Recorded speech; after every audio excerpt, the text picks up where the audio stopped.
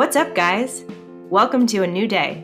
I'm Stephanie Ryder, and this is the 365 Shares podcast.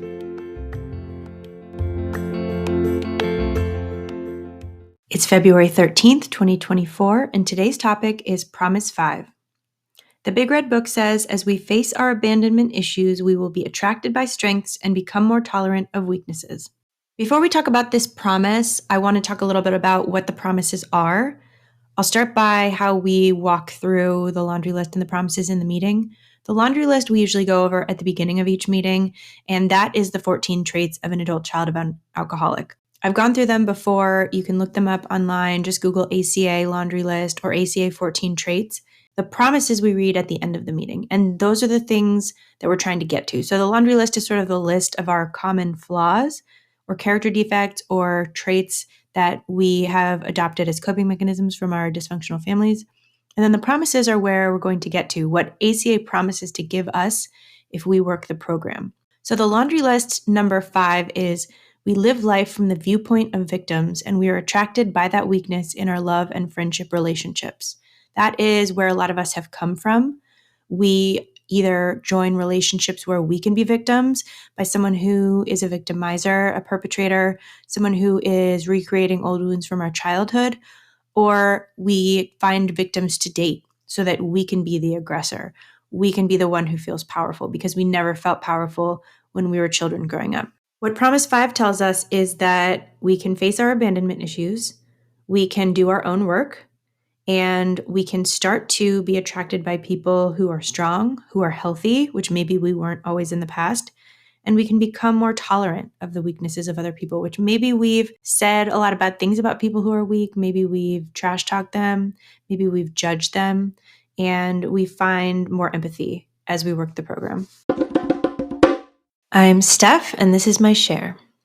To me, Promise 5 means looking for healthy relationships and being happy in them once I get them. I, in the past, have had a lot of unhealthy relationships. They varied from anything as minor as people who just couldn't give me the kind of love or affection that I wanted, to things as severe as alcohol or even sex addiction in partners.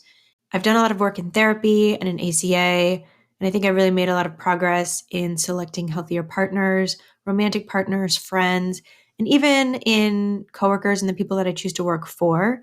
In the past, I've worked for a lot of toxic people as well. But I've had those moments in my recovery where I make healthier choices, and then I find myself being so bored, and I miss the drama. I miss the chaos. In ACA, we call it being addicted to excitement. That is something I've had to work through as well, where I've always gone for people who are exciting and fun, but with that sometimes comes volatility, unresolved trauma or emotional issues, or just not the kind of partnership and intimacy that I really deeply want, but maybe didn't always feel that I deserved. ACA says to get to these healthy relationships, to be attracted by strengths in people, quality people, and to be tolerant of weaknesses, having empathy for people, but maybe not viewing them as people we need to go rescue and running toward people with weaknesses. We need to resolve our abandonment issues and really work through them, because whether we were physically abandoned as children by parents who left and never came back, or who got into new relationships and stopped giving us the care and love, attention that we wanted or that we were used to, maybe our parents were there with us all the time, but they just didn't give us any emotional attention. Maybe they were so wrapped up in their own pain and their own drama that they weren't able to see us for who we were. They weren't able to appreciate our value. They didn't take pleasure in the things that we enjoyed. They weren't proud of us when we accomplished things academically or athletically. They just weren't the emotionally available parents that we wanted and needed. And there are so many ways to be abandoned, big and small, literal and figurative. But we really have to work on these issues, because until we do, they just keep coming back in different ways. And it's funny, after my divorce and the way that my ex-husband treated me, and I learned about this in therapy, that we just keep, putting ourselves in the same situations to re-trigger old wounds. And I was so convinced that my ex-husband would do this again to his next partner, who he married pretty quickly, his second wife, reel her in and marry her and be this kind of like best version of himself that he could only be for the first year or so of the relationship. And then he would get emotionally distant, and then he would abandon the relationship. And as far as I know, he's never done that. I hope that he's much happier. I hope that it's a better fit. I heard she's also very wealthy, so I think that's probably a component of it, as he just wouldn't walk away from the amount of money that I've heard her family has. It's funny because he had worked for a mutual friend of ours. And right after we met, he started working with one of my best college friends. That was someone who's very successful. So my ex was reporting to my friend, who also was his friend. He worked there for, years and years. I don't know how long he was there, but definitely from when we got together in 2012 to probably a few years ago. And the last time I saw this friend, he told me that my ex had just showed up one day after being there for years and put in his 2 weeks notice, which really floored my friend, because not only had they had a long professional relationship, but they had a personal relationship. And in his mind, which I understand, you don't just give someone 2 weeks. You let them know that you're unhappy. You talk about your options. You help them find a replacement for you. You help train the replacement. And 2 weeks really doesn't give anyone enough time to do that. Obviously, 2 weeks is the sort of standard for any type of employment. And I've definitely given my 2 weeks to companies before, but in this type of situation where, my ex had been there for a long time, it really just shocked my friend. And he was like, if he had told me he was unhappy, I would have worked with him. I would have put him anywhere, that he wanted to be, whatever group he wanted to be in. I would have, helped reassign certain tasks that he didn't like. I would have worked with him and, just whatever, but he didn't have to leave the company.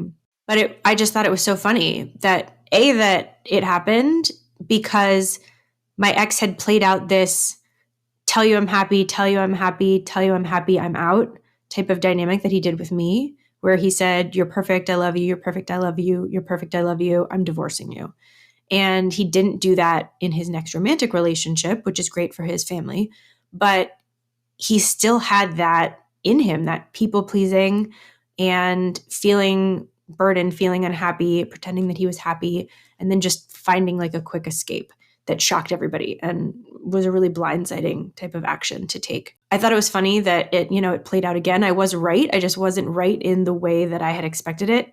And I thought it was so funny that my friend was so shocked, because I was like, what kind of person he is. You've seen him do this before.